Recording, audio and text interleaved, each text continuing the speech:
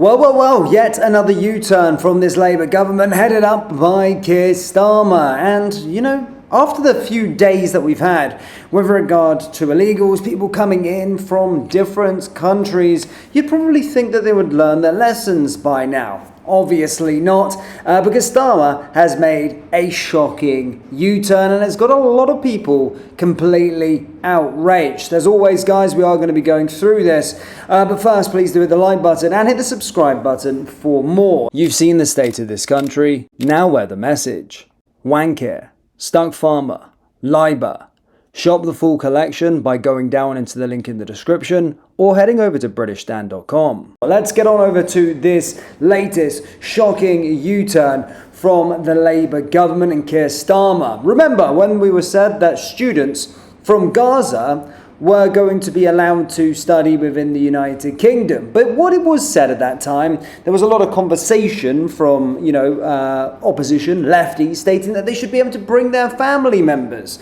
And now there has been a major migrant U-turn, as now these Gazan students can bring their family members to the United Kingdom. Now, what constitutes as a family member? Your mum, your dad, or their fucking 50 cousins that they've got. Some living in Iraq, some living in other areas, some may be linked to Hamas, etc., etc. Where does it end? Well, let's try and find out. But this has got a lot of people outraged, especially after the last, 3 or 4 days with regard to the illegals that are already being housed in this country committing heinous acts because their values are not aligned to ours. Their culture are not aligned to ours. Also, more to the point, who's footing the bill? Oh, it's not going to be Keir Starmer and this Labour government, is it? It's going to be you and I, people watching this video. We're going to be lumping and stumping up the bill to bring these people into the country, all of their family members.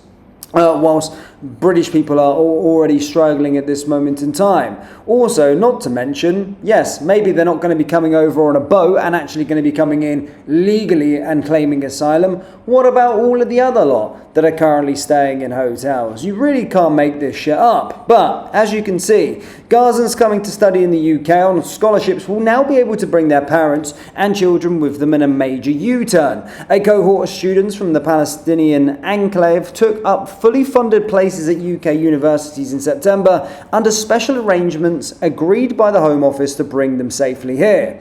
However, some had reportedly said that they would not been able to take up the scholarships because it would mean leaving their children behind. The government has now said it will support the evacuation of dependents on a case-by-case basis. A government spokesman said, students coming from Gaza to the UK have suffered an appalling ordeal after 2 years of conflict. They've endured unimaginable hardship, but can now begin to rebuild their lives through studying in our world-class universities. This is why we are supporting the evacuation of dependents and students on scholarships who are eligible to study here under the immigration rules on a case-by-case basis. Dependents must first meet our requirements of the immigration rules, including having verifiable funding to cover living costs. Guys, do you actually trust this government to handle this situation correctly? They let in nearly up to 1,000 people a day illegally and just house them into hotels. We've heard whistleblowers came out and spoke about the circumstances that they're in.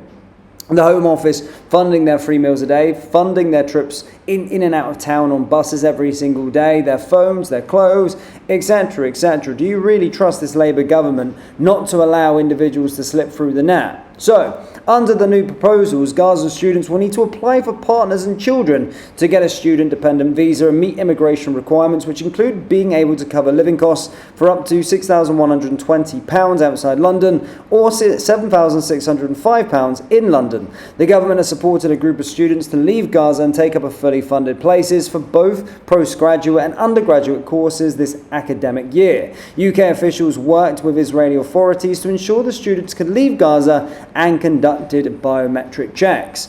Again, looks not too bad on paper. We're doing our bit, so to speak, for the Palestinians. However, this is not to mention all of the illegals currently residing in these hotels and are coming over on the boatload day by day. And who's footing the bill? Yes, you. Who's going to be footing the bill for these individuals? Yes, you. And again, whilst look, sometimes as a country you want to do your little bit to help out. Fair enough, you have to. But not when there's been over 40,000 people already came over illegally that we're doing our bit for. So where are these individuals going to be staying? How many of these family dependents are going to be coming through? Who's going to be overseeing who is coming in and who isn't coming in with regard to their family members? Remember, a lot of these individuals don't culturally align with us. Absolutely not. They're from an alien world. Albeit, yes, you could say that they've been through a lot of hardship over the last time, but that's not the UK's responsibility. And sometimes I would feel a little bit more sympathy towards this if we hadn't already let 40,000 illegals through the country over the last, since the start of the year. As you can see, a lot of people are outraged at the bottom of this article. As you can see, this was the article here by GB News. And you can see, can those family members bring in their family members? Remember that everyone in that world is a 50th cousin or closer to everybody else. And this is where it gets very murky. Where does it stop? They're saying that they're going to be reviewing on a case-by-case basis, but this is the government that fucked up the whole situation with those Afghans. And that whole Afghan scandal cover-up and all of the other stuff. So do you trust them to deal with things on a case-by-case basis? Because I absolutely don't. What houses are they going in then? What money is going to be used to support them? I can answer you that. Well, taxpayer-funded places, firstly. And then secondly, your money is going to be used to support them. Jack David says, I'm extremely shocked, said nobody ever. Effing hell. Look at this. People are not happy with this whatsoever. And again, things come through the guise of something else. They said that they were going to do their bit to help out Palestinian students or to get their universities. First, they lure that bit in. No one gets to vote on this stuff. First, they lure that in. They say, well, yeah, you're going to do that. We're going to do this as a country. And then all of a sudden, without a vote, without anyone saying anything, all of a sudden, oh, their family members are coming over now in a new U-turn. Who was spoken to about that? Who was just, let them in? Again, I think the British public would be a little bit more sympathetic, so to speak, if 40,000 people hadn't already came over since January illegally, and we were already paying for them. And also, they'd probably be a little bit more sympathetic if these individuals were actually vetted, and were actually checked, and we actually knew who they were. And our families, our women, children and men, as we've seen what happened with that Afghan who stabbed 3 people a couple of days ago. They're in danger because we don't know who these are, and their traditions, their values, their culture don't align with us. We're taking some Palestinian lot from there. I bet to believe that some of their family members may be associated with Hamas. So let's see what happens, shall we? How can they truly vet them? I don't trust these Muppets to vet anything. People living here can't afford all these council tax increases and the ones that will come after this. Is there a political party out there that can put Britons first? No. But not by the looks of things. Maybe reform. But again, the jury's still out, and obviously they'll be given their time when that comes. If they're all starving, then how will they afford tuition fees, housing, food and more? Great point, Scotty B. Great point. And do they have to pass the English test as people who pay thousands of pounds to come here legally? Another great point. Of course they can. They just did a couple of weeks of appeasement to shut up those that will now continue to say what they heard and believe it. We're taken for mugs and some of us are. Facts. Why would students bring their families? Most of us don't move into uni accommodation with our kids. Total scam. The government, of course, says yes. Exactly.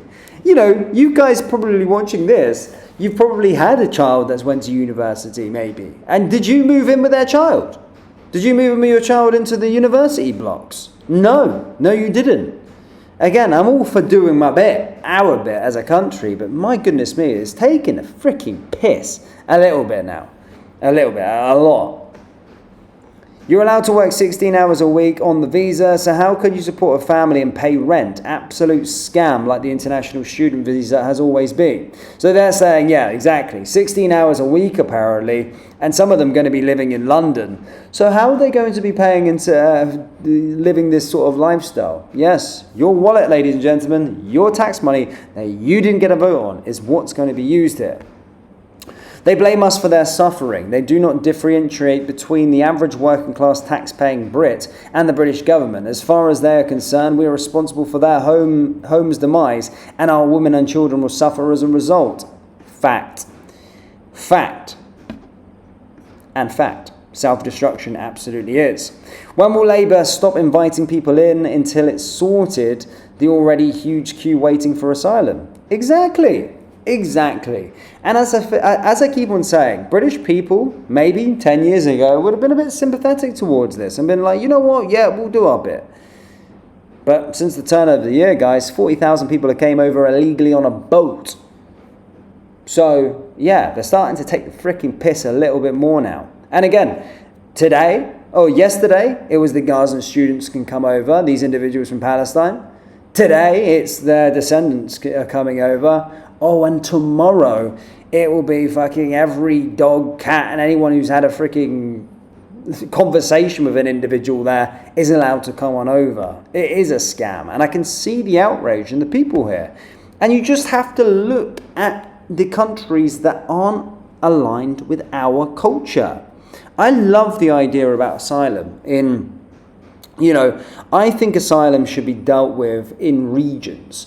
I think if, people say we have to do our bit for asylum. I think that if you're in Europe, you should only have countries that are culturally aligned to you coming into your country to help out with asylum, i.e. like Ukraine, like the UK would take in Ukrainians because they're culturally aligned with ours. Simple.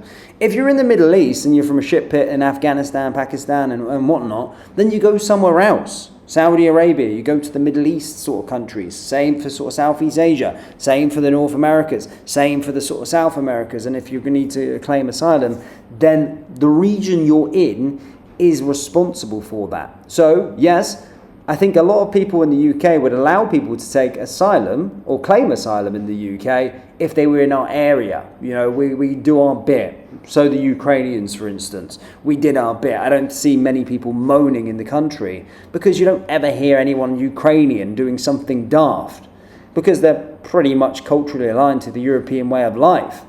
If not, probably a little bit more conservative, the Ukrainians. And that's probably why. But this, I absolutely hate it. Will they be housed in tunnels? They literally can't do anything right. Labour's new loophole to get in more migration to build our country like their ancestors did. Question is, how many Gaza students are there? Good point. They just say Gaza students. How many are? How many are coming over? How many are coming over, and how many more family members we got coming over? God, I hate this country. I hate this government. I don't hate this country. So that's the wrong thing to say. I hate the leaders of this country. Sorry, that was the wrong point. Yeah, it's just the effing backdoor for unwanted immigration. They'll overstay and never leave. Exactly. So what does it mean? They're allowed to stay forever after this happens? The student visas are up. They're allowed to just stay forever. Oh, they've been through a lot of hardship now. And the family's all settled. You can't just upstick them all and move them back. It's a backdoor and it's a scam. It really is. You don't see what's going on here, ladies and gentlemen. As stated, yesterday it was just letting a handful of Gazan students study. Today, it's their family members can come over, and tomorrow, open the floodgates even more. Guys, do let me know your thoughts on this mess down there in the comment section below. Hit the like button, hit the subscribe button, and I'll see you all next time. Take care. Peace.